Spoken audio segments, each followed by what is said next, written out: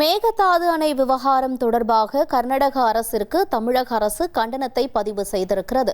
விவரங்களோடு செய்தியாளர் ரமேஷ் இணைந்திருக்கிறார். ரமேஷ், வணக்கம். கர்நாடக அரசுக்கு எதிராக தமிழக காங்கிரசினுடைய கண்டனம் என்னவாக இருக்கிறது? விவரங்களை பதிவு செய்யுங்க.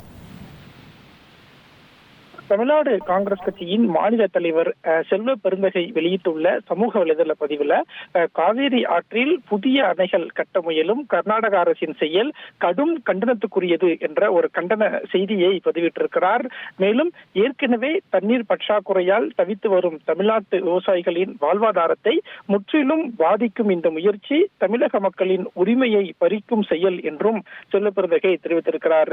மேலும் அவர் வெளியிட்டிருக்கக்கூடிய செய்தியில காவிரி என்பது ஒரு மாநிலத்தின் சொத்து அல்ல, இரு மாநில மக்களின் வாழ்வாதார நதி என்றும் உச்சநீதிமன்ற தீர்ப்புகளையும் காவிரி மேலாண்மை ஆணையத்தின் நடைமுறைகளையும் மீறி ஒருதலை பட்சமாக அணை கட்ட முயல்வது கூட்டாட்சி தத்துவத்துக்கே எதிரானது என்று செல்வ பெருந்தகை தெரிவித்திருக்கிறார்.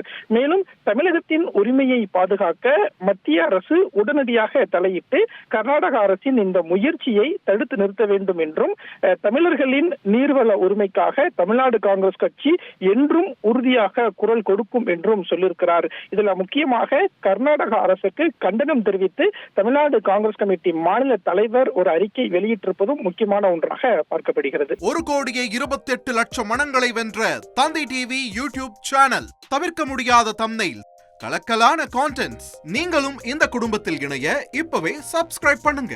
அசுரபலம் கொண்ட எங்கள் டிஜிட்டல் கரங்களில் உங்கள் விளம்பரங்களை சேர்க்க வாட்ஸ்அப் பண்ணுங்க.